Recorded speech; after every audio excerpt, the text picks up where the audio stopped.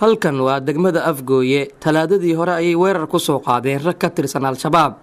meelaha weerarku ka dhacay waxaa ka mid ah saldhiggan ciidamada booliiska ee degmada Afgooye oo gabi ahaantiisba burburay gaari qarax laga soo buuxiyay ayaa lagu qarxiyay dhismaha kadibna iska horimaad ayaa dhex maray ciidamada booliiska iyo al-shabaab Korneel Nuur Xayir Cali taliyaha howlgallada booliiska ee gobolka Shabeellaha Hoose ayaa ka waramaya qaabkii al-shabaab ay u soo weerareen saldhiggan waxay ugu suurta gashay difaacu qofka haduusan naftiisana rabin baabuurkana uusan rabin waa u fududahay meel kasto uu ka galaa oo ku qarxiya arigu wuxuu ka soo dhacay ciidaas koro oo cornerka ka soo dhacay asagoo xabada lagu waduna soo gaaray meesha hadda qaraxa uu u geystay uu soo gaaray oo xabada ku socoto hatta ninka isqarxinaya markaas dhaawac buu ahaa uu soo gaaray meesha ciidanka uu soo gaaray waxay sheegeen shabaab inay Afgooye qabsadeen inay meelo badan ka qabsadeen dagaalna kama dhicin weerarna kama dhicin Afgooye magaalada daafaheeda markii qaraxu dhacay xabada ka soo rideen si qalqal ay ugu furaan ummadda shacabka iyo dadka shacabka oo degan Afgooye haddana waa degan tahay magaalada waana xasilan tahay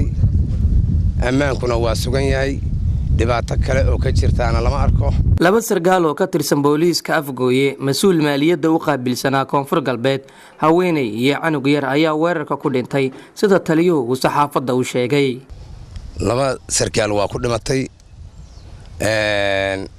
nin kale oo asna mas'uulana waa ku dhintay oo wasaaradda maaliyadda ka tirsanaa koonfur galbeed dad shacabana waa ku dhinteen gabarada halkan shaqo ku gadaysay waa ku dhimatay wiil yar oo saqiira oo halkan asna marahaya waa ku dhintay waxyaalaha dhimashadu waa wax iska caadi ah dhimashadan Ilaahay baa qoray qof walba markuu waqtigiisa galowna dhimanaya ciidamada AMISOM ee ku sugan gobolka Shabeellaha Hoose oo wax ka weydiinay weerarka iyo sababaha ay ugu gurman waayeen ciidamada booliiska Soomaaliya ayaa sheegay inay xaqiijiyaan ammaanka degmada al-shabaabna ay ka saareen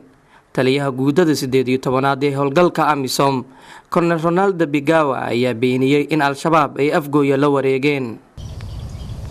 The recent Afgooye attack I think that was your main weerarkii ugu dambeeyay ee Afgooye ka dhacay waxaan u maleynayaa inuu yahay hadafka ugu weyn ee aad u timaadeen halkan si aad wax uga ogaataan Afgooye wuxuu ahaa